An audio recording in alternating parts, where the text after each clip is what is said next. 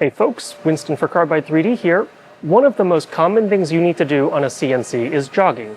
Manually positioning your machine so you can do things like set zero positions for your programs, check clearances with your setup, and verifying the alignment of stock or fixtures. And that's something we've provided for since the very first version of Carbide Motion, our included CNC control software. Through the user interface on screen, you can move your Shapeoko or Nomad in all its axes at varying speeds, and also quickly move the machine to preset positions. And this can be done with a keyboard, mouse, touchscreen, or even gamepad. And while those methods have and will continue to work just fine, today we're adding one more option that we think provides the best possible user experience. This is the Carbide 3D Jog Pendant. The Jog Pendant allows you to reposition your CNC with extreme precision, mirroring the physical jogging interfaces found on industrial-grade CNC machining centers. The tactile rotary encoder on the Jog Pendant can be used to move the various axes of your CNC with a degree of finesse that just can't be replicated with a single binary input like a mouse click or key press. You can crank the encoder fast or slow or somewhere in between to bring the CNC to the exact coordinates you want. The main buttons on the Jog Pendant allow you to select any single axis to move, change the speed of movement, and continuously move the CNC if you have a long distance to travel and don't want to use the rotary encoder. But who doesn't want to use that? It's just so clicky and satisfying. During program execution, the Jog Pendant also has an additional function. The buttons at the bottom work as feed hold and cycle start or resume. And for those rare moments when all hell breaks loose, the red button at the top of the Jog Pendant is a software reset, equivalent to the big red button in Carbide Motion.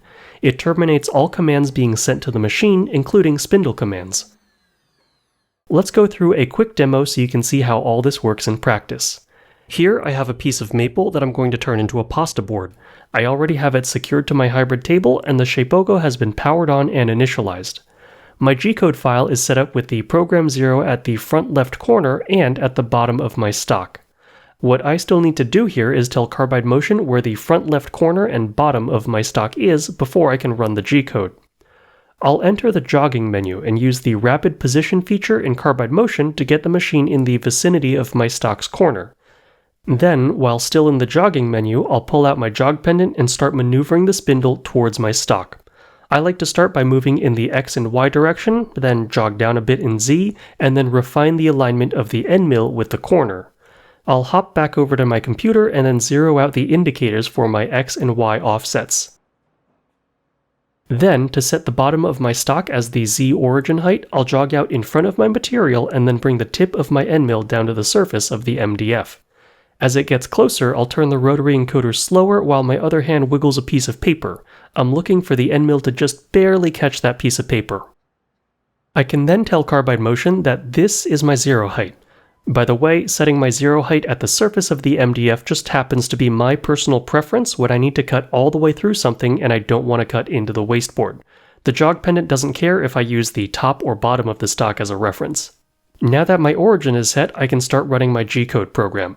As this program begins, if I'm not 100% sure about something, I can hit the pause button on the Jog Pendant. Maybe I'm not sure about the plunge speed of my spindle or how deep it will plunge.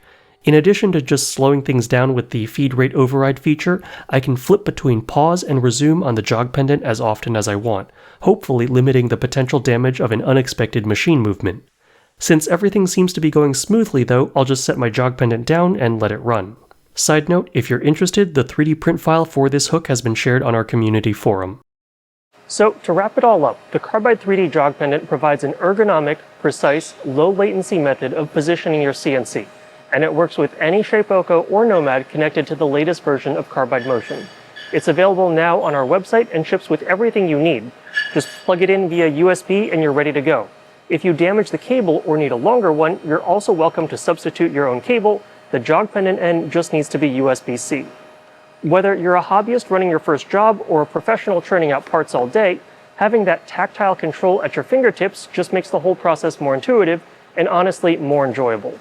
If you've got questions about the Jog Pendant, feel free to hit up our sales team, sales@carbide3d.com, or if you want to see what other folks are doing with theirs, head over to the community forum.